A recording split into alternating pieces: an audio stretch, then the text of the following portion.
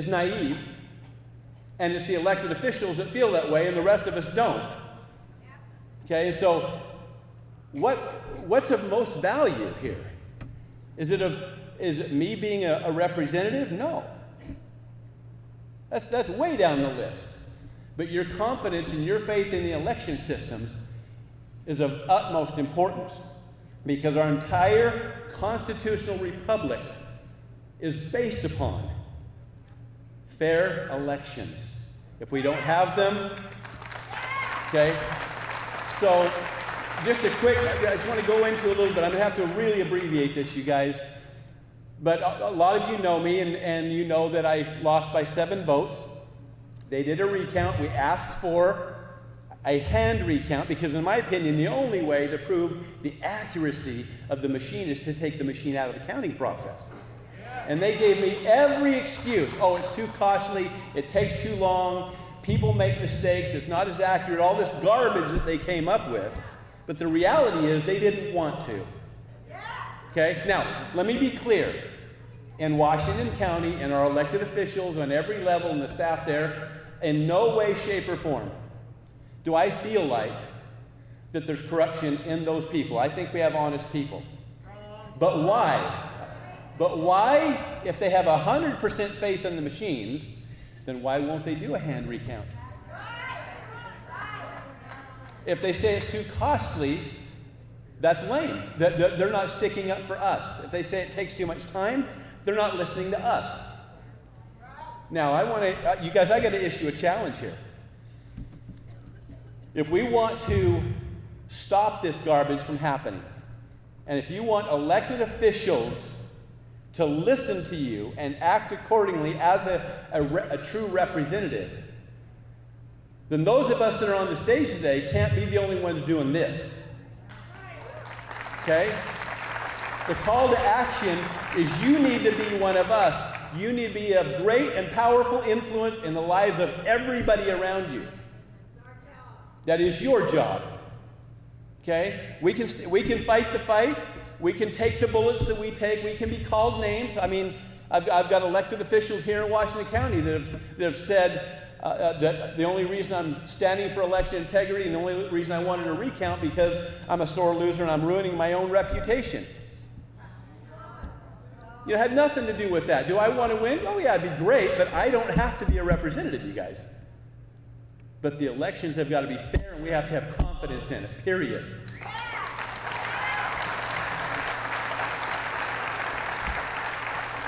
So I say to that elected official who has said that, you don't have the power, the authority, or the ability to label me.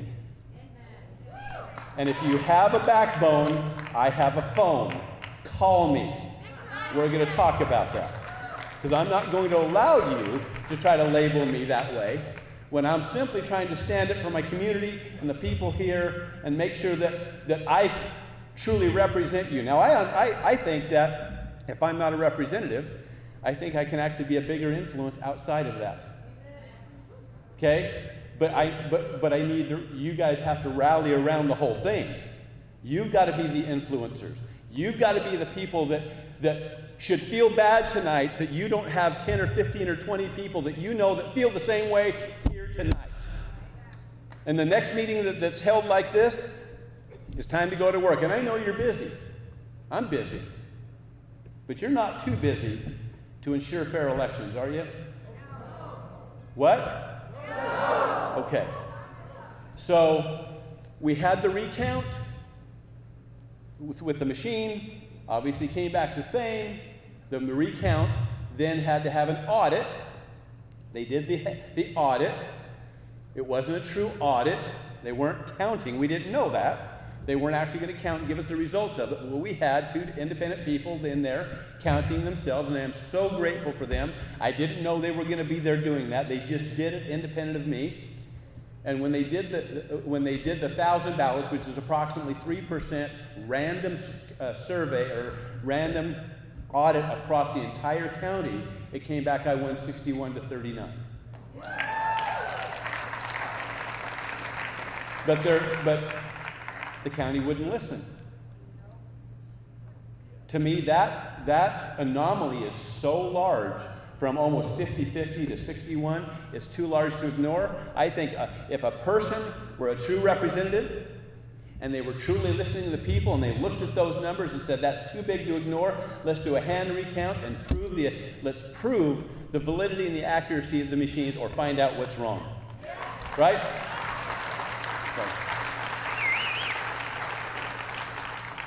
You guys, I don't have any motive behind this. I'm going to keep fighting this fight. We've got things that we're planning right now that are behind the scenes that we're doing. You'll find out about those in the near future. But it doesn't matter what I do. It matters what you do. And anybody that feels like you're too busy and you've got too much going, I'm married to the mayor. We got a lot going. Okay? And she's wonderful. What a great support. She's supported me through this whole thing, and she's encouraged me. And I just feel like I can't move forward continuing this process without letting you know that I need you. We need you, and we need you to go out there and rally the troops and get the communities. Because the only way you get elected officials to actually support and represent the people is if the people force it upon them. And that's the only way you get that done. And you can't show up with a few people. You got to show up in mass. So you guys help me. Will you help me on that? Okay, last thing.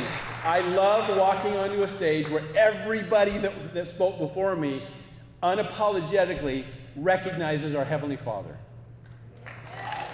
Okay? I believe with everything that's in me that the Constitution is a divinely inspired document, and then we need to fight for it. Now, we need to be civil, but we need to be bold. We need to be civil, but we've got to be bold and get out there and get people rallied around this, and let's make sure that our local representatives are forced to be accountable to we the people, because we're making them do it. Thank you very much. So, if you guys haven't noticed, our Constitution really is hanging by a thread, right? All of our rights, everything that we thought we had, unalienable rights, we were just talking backstage right here. I was talking with someone about how we can't even speak truth anymore without it being censored, but yet you can, call people whatever genders, I don't know how many there are now. Well, there's two. There will always be two. But how confusing of a point in time it is. So this next person that we cannot wait to introduce spoke out as a county commissioner, used his First Amendment rights to peacefully protest and protect the lands in his county. His penalty for speaking out years ago was he was thrown in jail and fined $100,000. He spent 10 days in prison. He paid the price to protect his people. This is what a public servant is supposed to do. These are the kind of public servants we are trying to elect. We are elected to get into office. And what ended up happening is pretty amazing. Donald Trump, you guys heard of him? Our real president heard about what happened to this man and issued him a full pardon.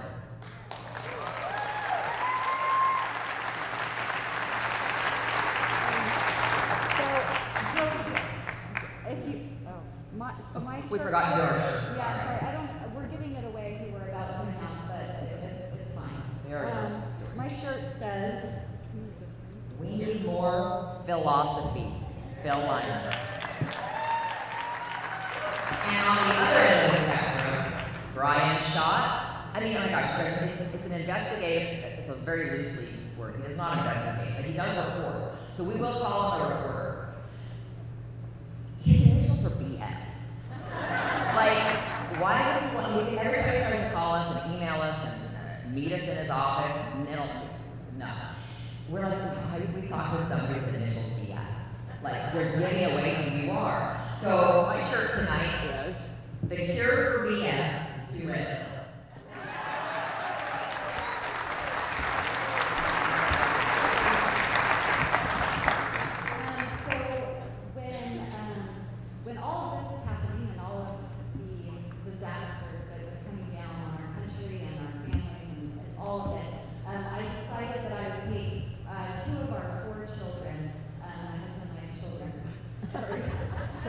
Not our It's children. very confusing in the world today. I don't want anything that's Gemini's children. So, my husband and I's children. Okay. I took our two oldest children to January 6th. We can't hear you very well.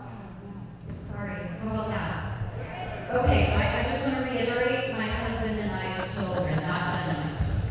So I took my two oldest children to January 6th, and it was the most spiritual, amazing, enlightening experience of my life.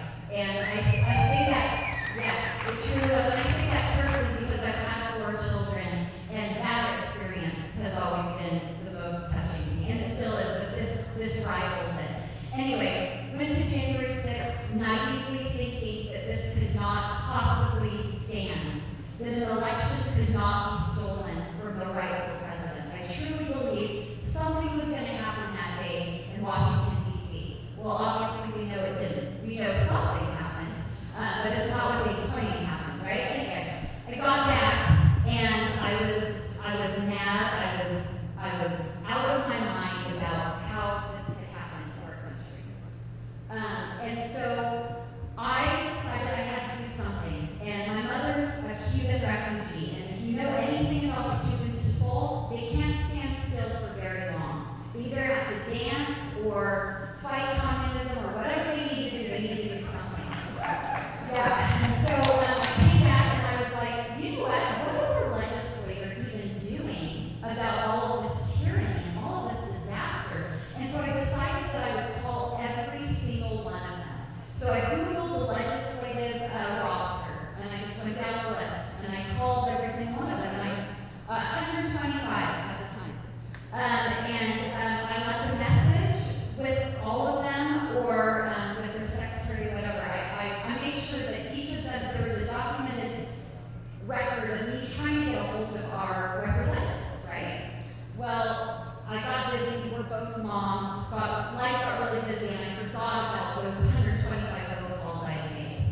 Anyway, I was at a little getaway with my family, and the phone rang, and I didn't recognize the number, and I never answer when I don't recognize the number, but for some weird reason, I felt like I should answer. And I answered the phone, and on the other line, this man said, "Hi, I'm Phil Lyman. I'm sorry I missed your call. What would you like to discuss?" And I was like, "What?" I was like, "You actually called me." I'm saying all this in my mind. Like, you actually called me back. You cared enough. And the rest is history. I can't say enough good things about Phil Lyman. I just can't. We'd be here all night. I just want you to know that Utah is so incredibly blessed to have a Phil Lyman and his wife, Jody Lyman. Incredible people. Phil Lyman.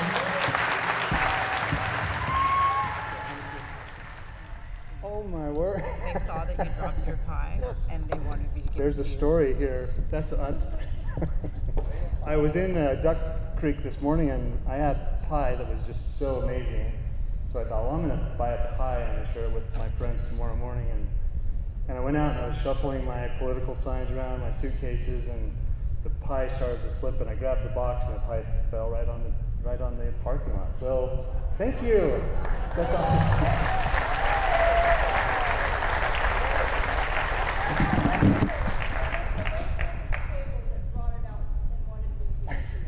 So I didn't say anything. I thought, well, I was going to buy another one, and I thought, well, I'll just go down the hill and see if there was. So I guess they saw the pie in the parking lot, and someone sent me a pie. That is unexpected. Okay, I could just let Jen and Sophie go on. I told them try to lower the expectations, so when I come out, there's not a lot of expectations here. But I do want. I am Phil Lyman. Who said that? I am a state representative in the Utah House of Representatives. This is not my district.